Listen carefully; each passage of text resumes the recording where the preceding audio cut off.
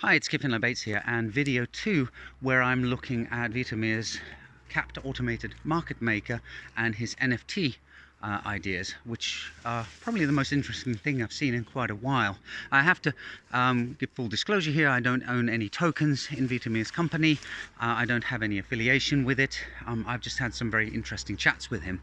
So in the previous video I was talking about these capped automated market makers and how they can allow for an interesting gradual release of tokens into a token ecosystem. And the idea that Vitamir has now taken is to transfer this into the NFT artwork market, but it doesn't have to be artwork. I think the idea would equally apply to, for example, in-game objects or collectibles or things like that.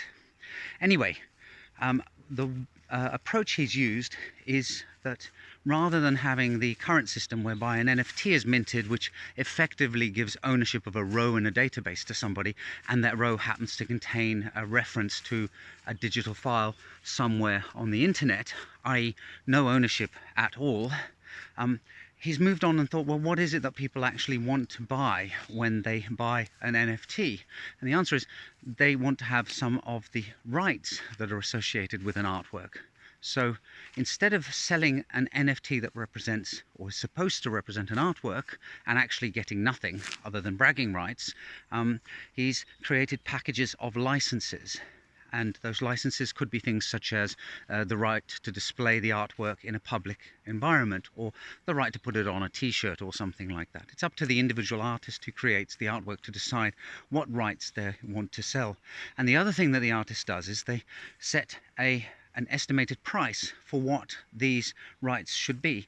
But of course, if selling these licenses becomes popular, an artist would like the price to increase accordingly. And this is where the capped automated market makers step in. The CAMMs have a trading token on one side, which is the equivalent of a currency, and in this case it's called an art token, I believe, but it could be something like Ether or DAI or something like that, from what I can tell. On the other side you have a specific token for the ecosystem that he's created, and that token is used to buy these licenses. And what you need to do as somebody who wants to become an owner of a license to the artwork, the owner of some of the rights associated with that artwork, is you need to buy them. And initially they'll start off at a reasonable price, provided the artist has picked a sensible one. But then as more people buy licenses, the cost of buying further and further licenses will go up until there is price discovery, until the market satisfaction with a particular price is reached and actually exceeded, and now people no longer want to buy those licenses.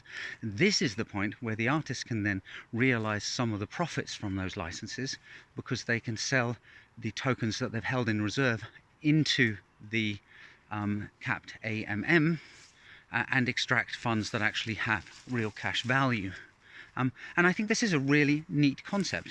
And it's all open and transparent. The system is set up so everybody knows that there are 100 tokens in the AMM, and the artist has held back 50 tokens, so there's a further 50 waiting to eventually go into the machine, and then people can buy these licenses. And there are all sorts of schemes that you can have associated with it, where some of the licenses can be resold, maybe some of them cannot, maybe they can be traded outside of the whole system. And similarly, the artists can decide whether they want to make a quick buck. If one sale is made, they can then sell some of their tokens in immediately to get their hands on some cash if they need it right away. On the other hand, if they're patient, maybe they wait for 5, 6, 8 or 10 licenses to sell, and the licenses, remember, are getting more expensive all the time, and then by holding back, when they finally release their extra tokens into the system, they will make a bigger profit. It's entirely up to them how quickly they want to cash out and how much wealth they are hoping to make from their artwork. So from what I can tell, it's pretty neat. You get real ownership for the buyers, and you get real profits that the artist can actually control.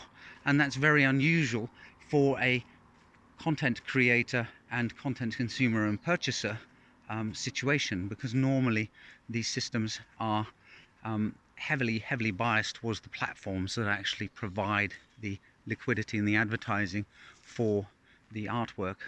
Now, you may look back at these videos and think, well, this is all a bit complicated, Keir. You know, we're talking about esoteric versions of esoteric smart contracts, and what are we at? 3 tokens, 4 tokens? One for the artwork, one for the license, one for the cash, and one for the translation of the cash into a token that you can use to buy the licenses. Now, yes, I agree, that does sound a little bit complex, well, more than a little bit complex, but the thing is, if you compare it to the legal system and the collective management organizations or royalty payments handling societies that we have, those are very complicated systems too.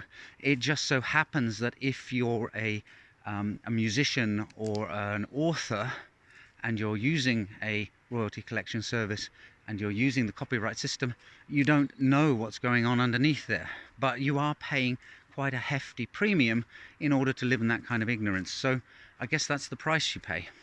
Anyway, I'm going to wrap it up for now. I will put a link to Vitamir's website, where he's got a good video explaining this stuff, coming out soon, I believe, and there's certainly a lot of text describing it.